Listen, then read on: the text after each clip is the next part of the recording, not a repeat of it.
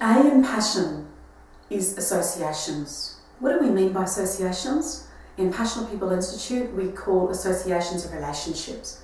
We spend so much of our time in our lives having relationships with people at our work, in our home, our friends, all the people that we come in contact with, whether that be at networking events, whether that be our neighbours, whether when we go to the shops. So it is really, A is really about associations and getting that part clear in your passion.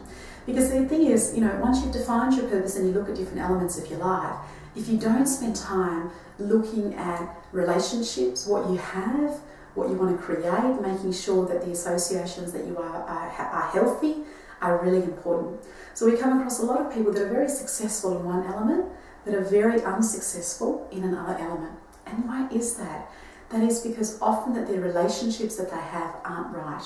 And so you can have a lot of success in your work, for example, and you may not be very happy at home. It's because you haven't kind of reignited that passion, or you haven't let some of the relationships go. So we're going to spend a lot of time talking about how to look at associations in your life and getting that piece right. The other times we find is that people, have got very happy home lives, but then they've got a lot of conflict in the workplace. They've got a lot of conflict either with their boss or one of their peers or people that work for them. And then that conflict really drains you of your energy. I find that often I can work pretty hard at times that I need to, but it's the emotional drainage that happens in my life that I find really kind of hard to deal with at times. And most of the time, that emotional drainage comes from associations. It comes from a conflict that you've had, something that hasn't gone right according to the plan, or I felt that I haven't been treated right, either by somebody in my life. And so it's often that association piece that you need to get really clear and make sure that that works for you.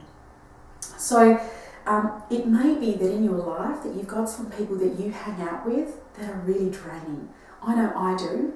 And so what happens is when you hang around people like that, you do things either out of obligation. You do things because, they're your family or they're your very close friends, and they might even, be your partner or your children or whatever. So there may be immediate family or distant family or immediate friends or distant friends, but these are people that we hang out with, or even people in your work often. And what tends to happen is when we come into contact with them, when we associate with them, and we have that relationship with them, and that interaction with them, we tend to feel drained at the end of it. And you feel exhausted having to deal with them. So we tend to do, either that fight or flight. We tend to either get quite aggressive and we want to actually be able to fight it and be able to actually say to them, no, this is not happening. That drains us because we're trying to be more aggressive than what we really want to be, because we feel like we have to stick up for our view, or feel like that we're not being treated right, or we tend to flight. Or we tend to be able to take off and escape and not deal with that at all. And either of those are quite draining. So it's so important to be able to work out and who you want to hang out with, and make sure that there are people in your life that actually support your growth, that actually support your passions. Because when you hang out with people that are constantly challenging you, and notice I use the words constantly challenging. Challenging is great.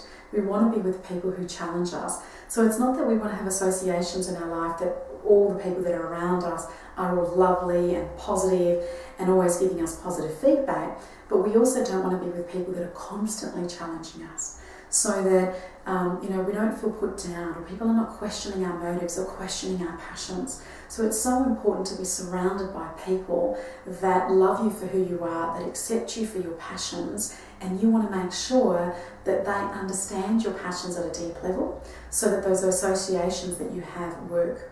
If there are people in your life that sometimes you can't get rid of, right, we're talking about what you may need to do is actually minimise some of that.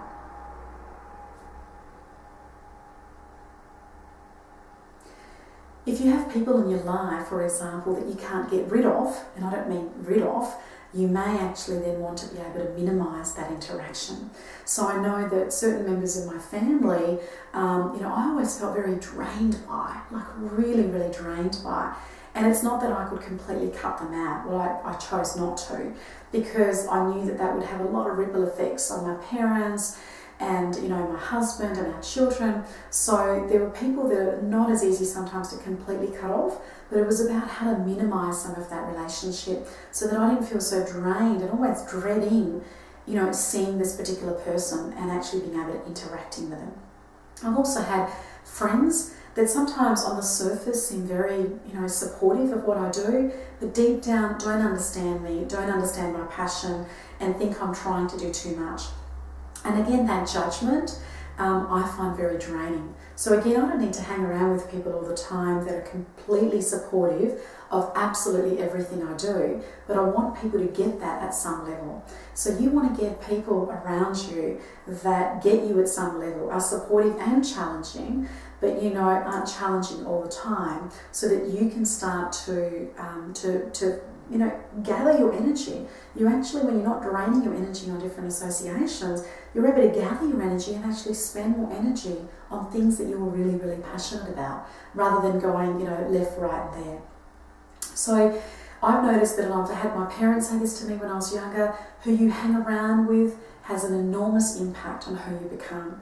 I know that when I was, you know, a school kid, and you know, people that I hang around with, we also hear that in society, or you've had people in your life that have hung around with bad company, whether that be people that don't study or are into drugs or smoking or alcohol, whatever it may be, then we tend to do that. I also know, for example, when I was working as an engineer and I was working with people that swore a lot, you know, that influence wears off on you. Who we hang around with wears off on you. If they're really quite negative, judgmental associations, then we become judgmental and negative.